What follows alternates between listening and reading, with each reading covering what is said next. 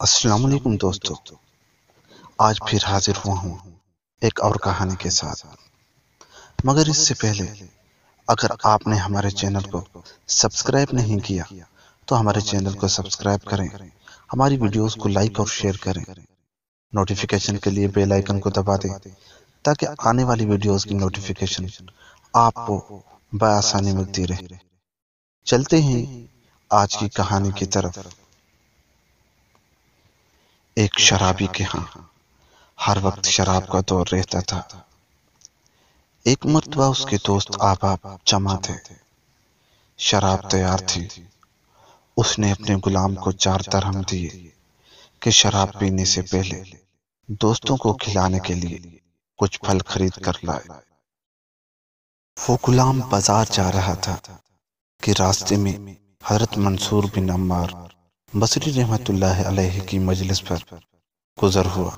وہ کسی فقیر کے واسطے لوگوں سے کچھ مانگ رہے تھے اور فرما رہے تھے کہ جو شخص اس فقیر کو 4 درہم دے میں اس کو 4 دعائیں دوں گا۔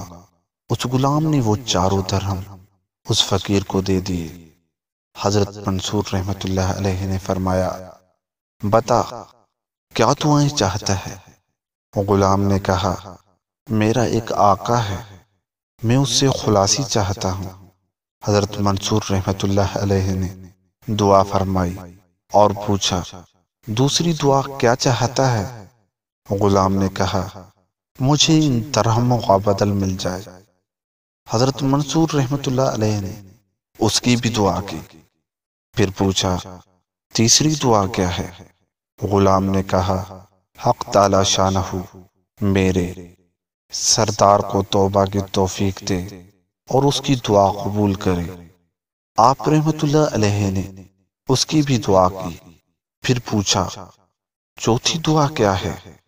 غلام نے کہا، حق تعالی شانہ میرے سردار کی، تمہاری اور یہاں مجمع میں موجود ہر شخص کی مغفرت کرے۔ حضرت منصور رحمت اللہ علیہ نے اس کی یہ بھی دعا کی۔ اس کے بعد وہ غلام خالی ہاتھ اپنے سردار کے پاس واپس چلا گیا۔ سردار اسی کے انتظار میں تھا، دیکھ کر کہنے لگا، اتنی دیر لگا دی۔ غلام نے قصہ سنایا۔ سردار نے ان دعاؤں کی برکت سے بجائے غصہ ہونے اور مارنے کے یہ پوچھا کہ کیا کیا دعائیں کرائیں؟ غلام نے کہا، پہلے تو یہ کہ میں غلامی سے آزاد ہو جاؤں۔ سردار نے کہا، جا، میں نے تجھے خدا کی راہ میں آزاد کر دیا۔ دوسری کیا تھی؟ غلام نے کہا، مجھے ان درہموں کا بدل مل جائے۔ سردار نے کہا، میری طرف سے تمہیں 4000 درہم نظر ہیں۔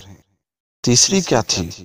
غلام نے کہا، حق تعالی شانہ تمہیں شراب وغیرہ فسق و فجور سے توبہ کی توفیق دے۔ سردار نے کہا، میں نے اپنے سب گناہوں سے توبہ کر لی۔ چوتھی کیا تھی؟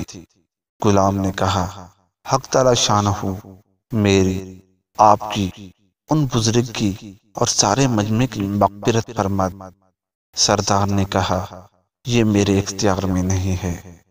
رات کو سردار کو خواب میں ایک آواز سنائی دی، جب تو نے وہ تینوں کام کر دیے جو تیرے اختیار میں تھے تو کیا تیرا یہ خیال ہے کہ اللہ وہ کام نہیں کرے گا جس پر وہ قادر ہے؟